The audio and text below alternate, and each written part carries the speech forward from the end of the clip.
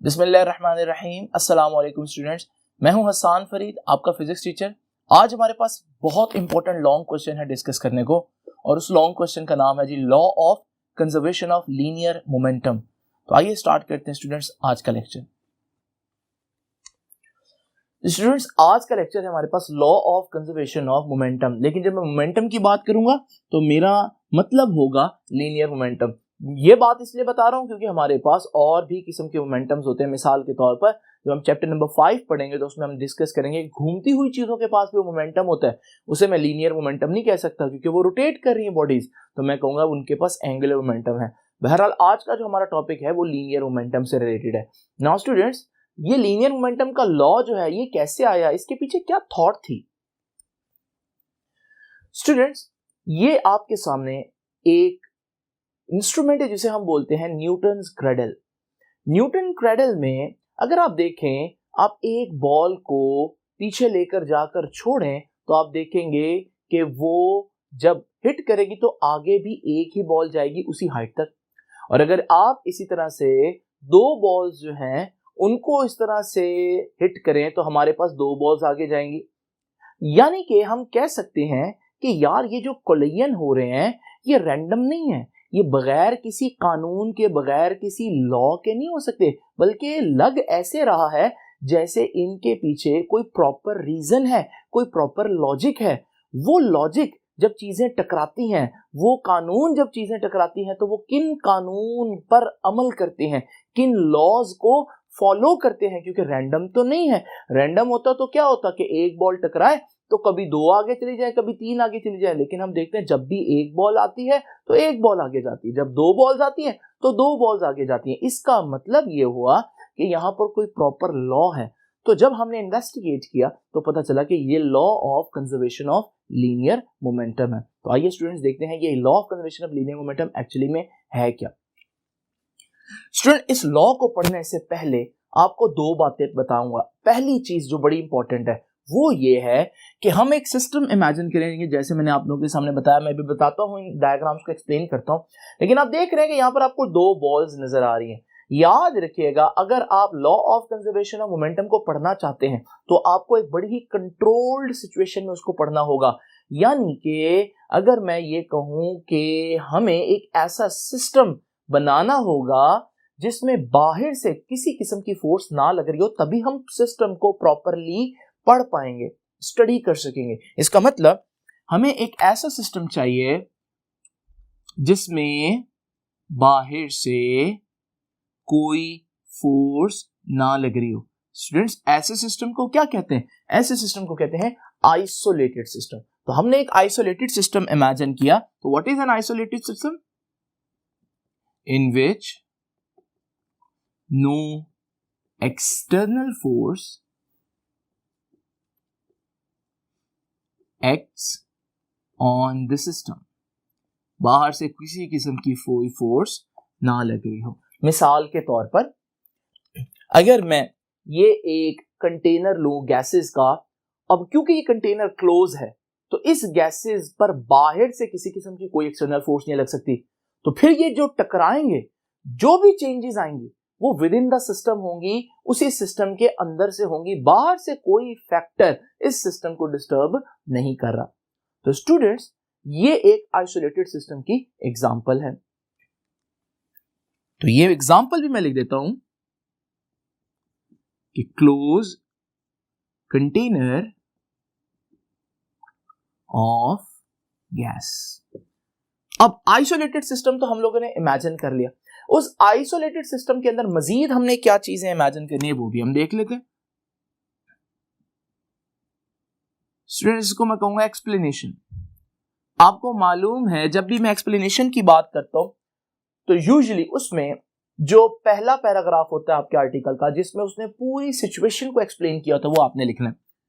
तो मैं इसमें यहां पर फिर से लिख देता हूं कि आपने अपनी बुक की जो लाइंस हैं कोशिश करें एग्जैक्ट वही लिखें। लेकिन उसमें क्या चीज आएगी वो मैं आपको बताता हूं। सबसे पहले आप लोगों ने इमेजिन करनी है कि आपके पास दो बॉल्स हैं, क्योंकि आप मोमेंटम को जो है वो स्टडी कर रहे हैं, उसके लिए चीजों को टकराना जरूरी है, तो कम से कम दो चीजें तो होंगी हमारे पास।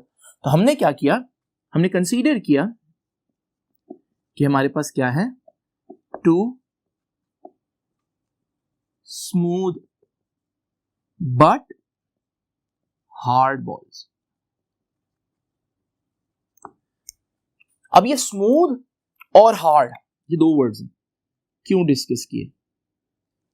ताकि हमारी स्टडी जो है वो ज्यादा प्रिसाइज हो। स्मूथ बॉल्स क्या होंगी स्टूडेंट्स?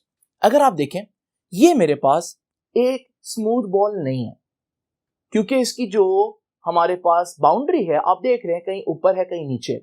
अगर ये बॉल जब टकराएगी तो टकराने के बाद आपके पास जो दोनों बॉल्स हैं वो एक डायरेक्शन में मूव नहीं करेंगी।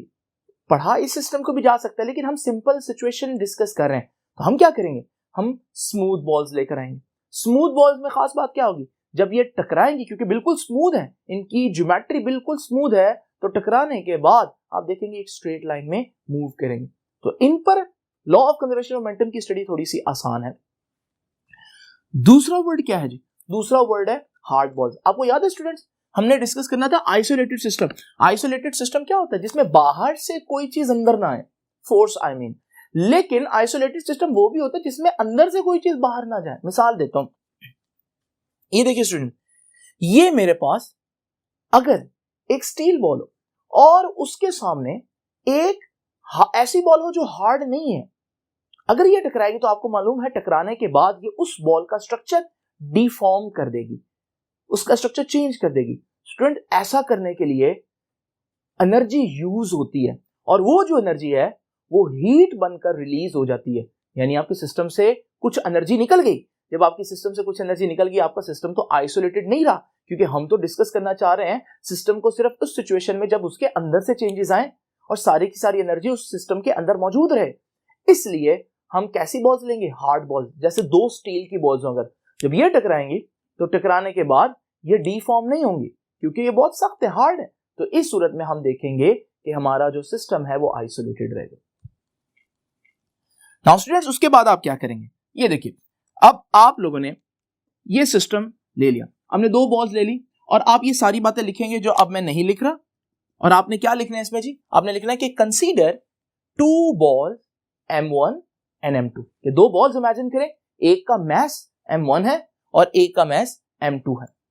नाउ स्टूडेंट्स, उसके बाद आप लिखेंगे कि ball M1 is moving with velocity V1 and ball M2 is moving with velocity V2 in the same direction. दोनों एक डायरेक्शन में जा रही हैं। यानी कि आप यूं जैसे समझ लें, दो कार्स जब एक दूसरे को चेज कर रही हूं, पीछा कर रही हूं एक दूसरे का, तो वो वाला सिचुएशन बनेगी।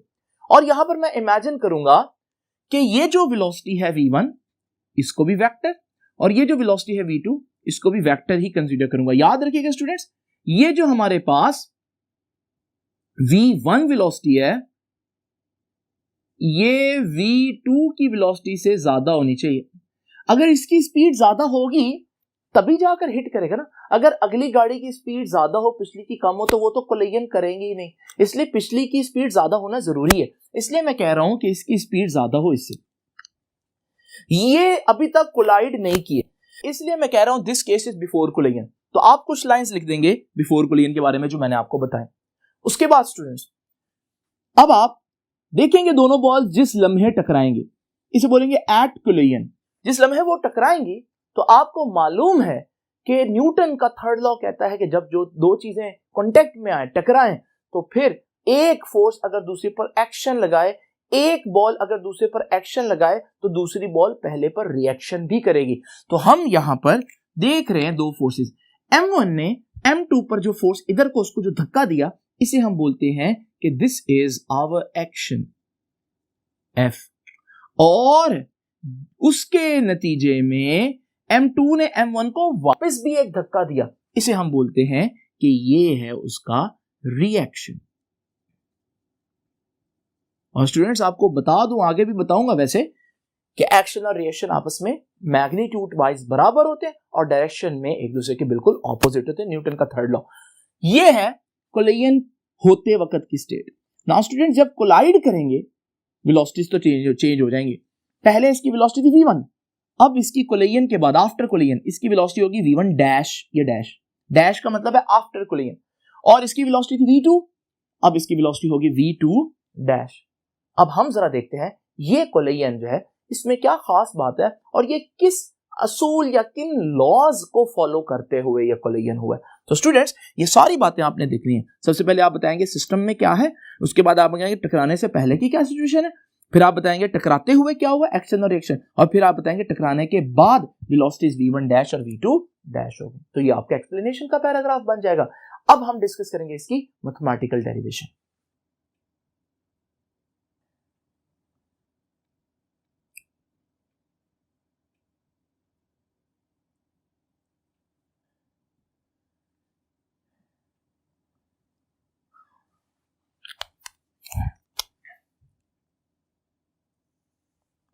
Students, law of conservation of linear momentum की मैथमेटिकल डेरिवेशन से पहले एक बहुत इंपॉर्टेंट बात याद रखिएगा, momentum is a vector quantity. क्योंकि मोमेंटम वेक्टर क्वांटिटी है तो आज मैं जितनी भी क्वांटिटीज लूंगा उनको मैं वेक्टर लिखूंगा भी और उनके ऊपर एरो हेड भी बनाऊंगा जो कि वेक्टर की निशानी है। तो ये बड़ी इंपॉर्टेंट बात है कि आज मैं हर क्वांटिटी को वेक्टर फॉर्म में लिखूंगा। जरा देखते हैं स्टूडेंट्स, आप लोगों ने कॉन्सेप्ट पढ़ा था इंपल्स का। मेरे लास्ट लेक्चर में इंपल्स का टॉपिक था। अब मैं उसको डिटेल में डिस्कस नहीं करता, बस आपको इतना बताता हूं कि इंपल्स किसी बॉडी पर चेंज इन मोमेंटम के बराबर होती। तो मैं कहता हूं as we know that impulse किसके बराबर होती है, चेंज इन मोमेंटम, कि उस बॉडी का मोमेंटम कितना चेंज हुआ। और impulse is the product of force and time, और चेंज इन मोमेंटम को मैं डेल्टा पी लिख देता हूं। ये बेसिकली आप लोगों ने लास्ट टाइम इंपल्स के बारे में डिस्कस किया था। अगर आप मजीद इंपल्स के बारे में जानना चाहते हैं तो आप प्रीवियस लेक्चर देखें जिसमें इंपल्स से रिलेटेड काफी एग्जांपल्स मैंने दी थी। नाउ स्टूडेंट्स, जरा इस बात को देखते हुए हम इंपल्स फाइंड आउट करते हैं फर्स्ट बॉल की, इंपल्स ऑफ फर्स्ट बॉल। तो आइए स्टूडेंट्स हम देखते हैं कि इंपल्स ऑफ फर्स्ट बॉल कैसे फाइंड आउट करनी है। इंपल्स किसके बराबर है, फोर्स और टाइम का प्रोडक्ट। फर्स्ट बॉल पर जो फोर्स लग रही है वो कौन सी है, एफ डैश। तो मैं कहूंगा कि यहां पर हमारे पास F dash multiply by time, और वेक्टर का निशान डालना नहीं भूलना आपने। ये किसके बराबर होते हैं impulse, change in momentum. Change कैसे निकालते हैं, फाइनल मोमेंटम में से इनिशियल मोमेंटम माइनस कर दो। देखिए टकराने के बाद फाइनल मोमेंटम कितना है पहली बॉल का, m1 v1 dash. Momentum is the product of mass and velocity, ये तो आप लोग जानते हैं। तो m1 v1 डैश माइनस करूंगा इनिशियल मोमेंटम यानी टकराने से पहले का मोमेंटम, टकराने से पहले इसका मोमेंटम है m1 v1। नाउ स्टूडेंट्स, इसको मैं कह देता हूं इक्वेशन नंबर 1, और आप देख रहे हैं कि मैं वेक्टर के निशान डालना भूल नहीं रहा। नाउ स्टूडेंट्स, अब जरा हम डिस्कस करते हैं कि इसी तरह से हम इंपल्स फाइंड आउट कर सकते हैं सेकंड बॉल पर। तो इंपल्स ऑफ सेकंड बॉल, तो सेकंड बॉल को जरा देखते हैं। सेकंड बॉल पे भी इंपल्स तो फोर्स और टाइम का प्रोडक्ट ही होगा ना। तो सेकंड बॉल पर जो फोर्स लग रही है वो कितनी है, सेकंड बॉल पर जो फोर्स लग रही है वो एफ है और साथ टाइम का प्रोडक्ट। स्टूडेंट्स, एफ के ऊपर वेक्टर का निशान डालना नहीं भूलना। किसके बराबर होगा, चेंज इन मोमेंटम। ये देखते हैं जी, फाइनल मोमेंटम सेकंड बॉल का कितना है, m2 v2 dash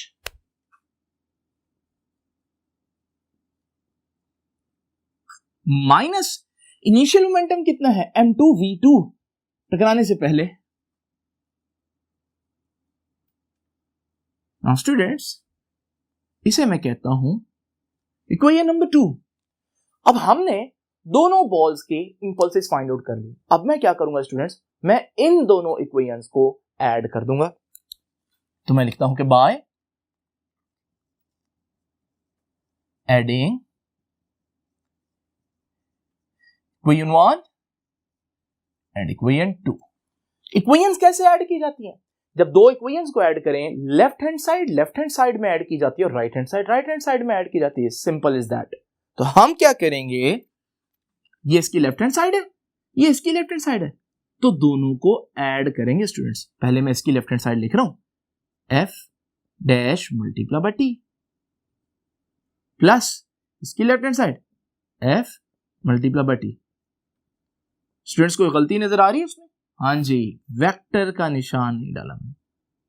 now students right hand side में ऐड होगी। पहले इसकी राइट हैंड साइड लिखता हूं m1 v1 dash minus m1 v1 plus m2 v2 dash minus m2 v2। Students vector के निशान भी देख लीजिए, सारे डाल रहा हूं। अब जरा देखिए, हम यहां से t कॉमन ले सकते हैं, ये भी t है, ये भी t है, तो t एक दफा कॉमन ले लेता हूं। जब मैं t कॉमन लूंगा अंदर क्या रह जाएगा जरा देखते हैं स्टूडेंट्स। यहां से रह जाएगा f डैश प्लस यहां रह जाएगा f। यहां पर हमारे पास बाकी चीज एज इट इज रहेगी, m1 v1 dash minus m1 v1 plus m2 v2 dash minus m2 v2। Students अब यहां पर एक बड़ी इंपॉर्टेंट बात मैंने आपको स्टार्ट में बताई।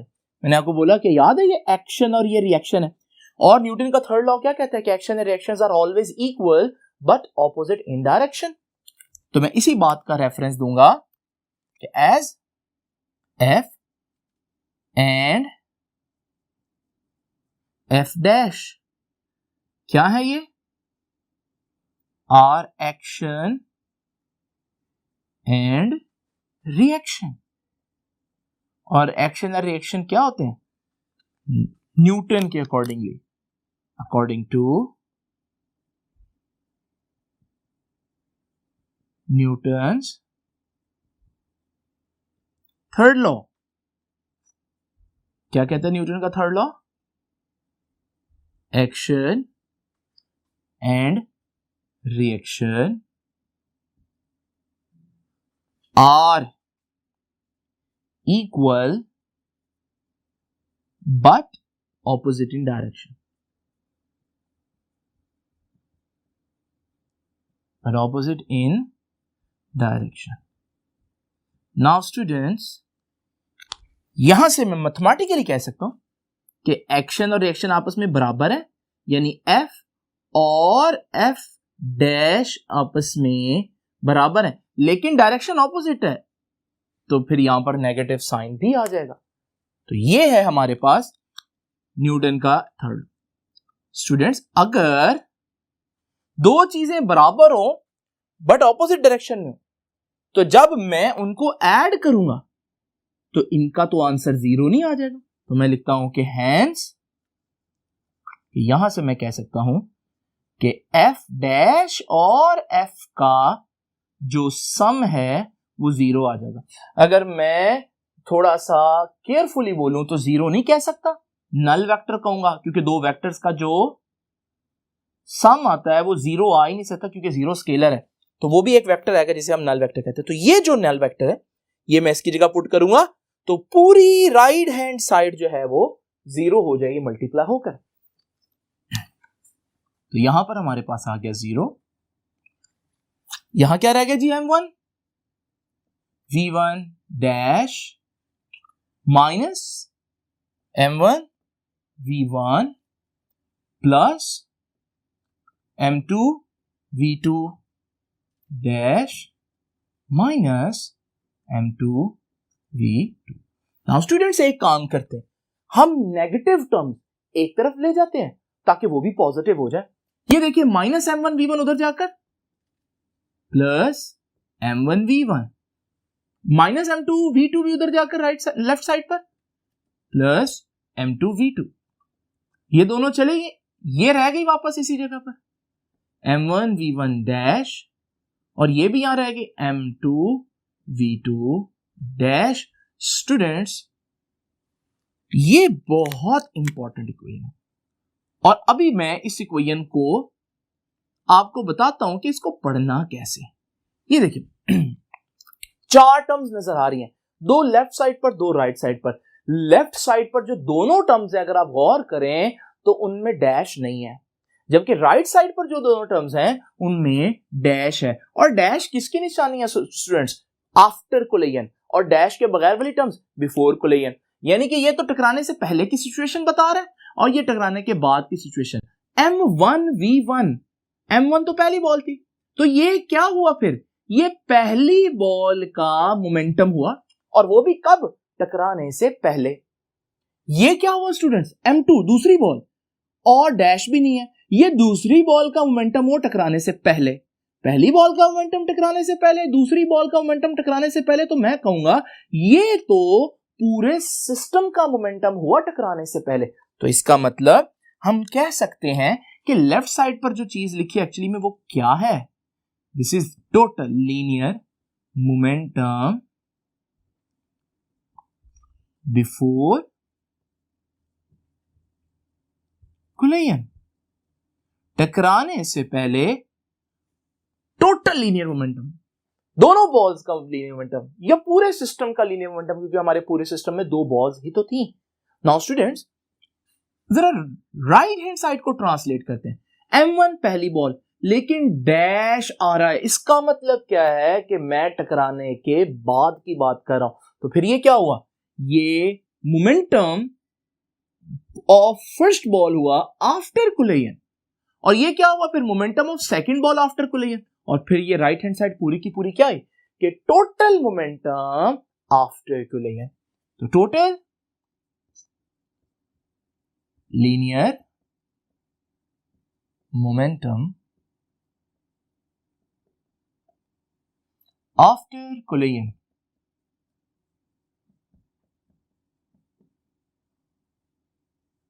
स्टूडेंट्स यहां से हमें law of conservation of momentum को स्टेट करने का एक चांस मिलता है। ये देखिए स्टूडेंट्स, हमने देखा कि अगर आपका आइसोलेटेड सिस्टम हो जिसमें बाहर से कोई फोर्स ना लग रही हो, तो फिर जो टोटल लीनियर मोमेंटम है टकराने से पहले, वही टोटल लीनियर मोमेंटम होगा टकराने के बाद। यानी एक बॉल का मोमेंटम चेंज हुआ, दूसरी बॉल का भी मोमेंटम चेंज हुआ, लेकिन टोटल मोमेंटम पूरे सिस्टम का चेंज या डिस्टर्ब नहीं हुआ। तो हम यहां से इस स्टेटमेंट को लिख सकते हैं, और यही एक्चुअली इसका कंक्लूजन होगा law of conservation of momentum का, कि भाई टोटल मोमेंटम बिफोर कोलिजन और टोटल मोमेंटम आफ्टर कोलिजन बराबर है। यानी कि फॉर एन आइसोलेटेड सिस्टम, ये बड़ी इंपॉर्टेंट बात, आइसोलेटेड सिस्टम होना चाहिए। For an isolated system total change in linear momentum